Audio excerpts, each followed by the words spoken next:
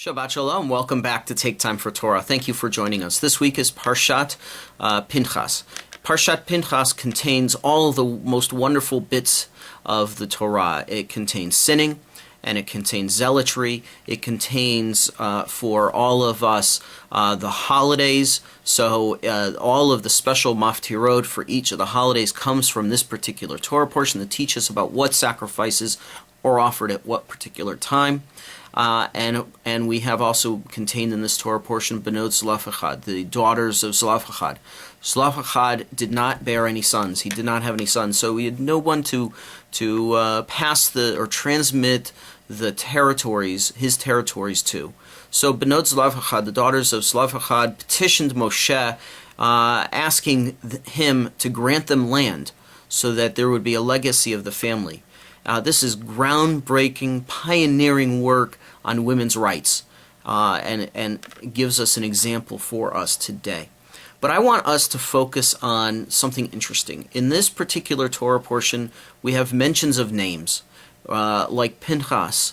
We have the mentions of the two individuals that he impaled because they were committing sins.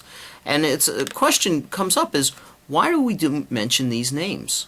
Well, one of the questions we can ask is, what is our most valuable possessions?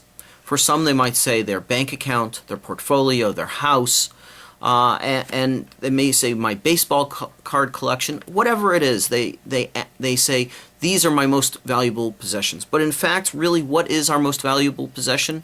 And why does Parshat Pinchas bother us about this?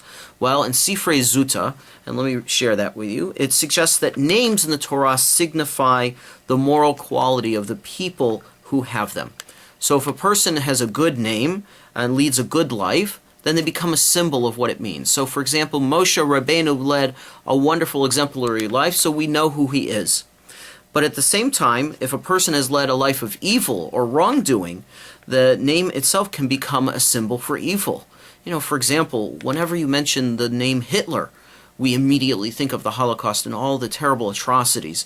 And some people will even add to his name Yamach Shamo. In other words, blot out his name as how terrible he is. So our names are very, very valuable to us. Our names signify to us what it means to live a moral and good life. And in a sense, our names, our reputations, teach us how to behave and in what ways to behave. Kohelet, in the book of Ecclesiastes, it teaches Tov Shem Mishemen Tov. A good name is better than precious oil. In a sense, if we have a good name, then we have everything in the world that we could ever possibly need. We have a reputation. We have respect. We have kindness from others. And how do we gain a good name? Well, that's how we act.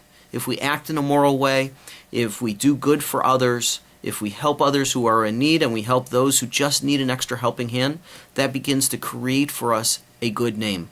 Are you the person who comes in willingly early every morning and makes coffee for others? Are you the person who helps to clean up afterwards? All of those little acts begin to help create a good name for yourself. They begin to help you and others know that you are a person of substance and quality. So think about that. The next time you're at a program here at Beth Judah and you begin helping to clean up the table, well, that leads to help giving you a good name. Or perhaps you're the first one there and you offer yourself to help in other ways. Or you volunteer for an agency or for a group or for a synagogue. Every little piece that you do adds to your name. And that's what this Torah portion is teaching us this week about the names that are included here. You can either have a name for good or you can have a name for evil. So I would encourage you now that we're just about 2 months away from Rosh Hashanah and Yom Kippur. It's not too late for you to begin working on creating for yourself and enhancing your good name. May you this Shabbat have a wonderful and restful Shabbat, a good week, and may you do all those things in this world which help you to gain a Shem Tov, a good name for yourself, a good reputation for your family, and to help build the community. Shabbat Shalom.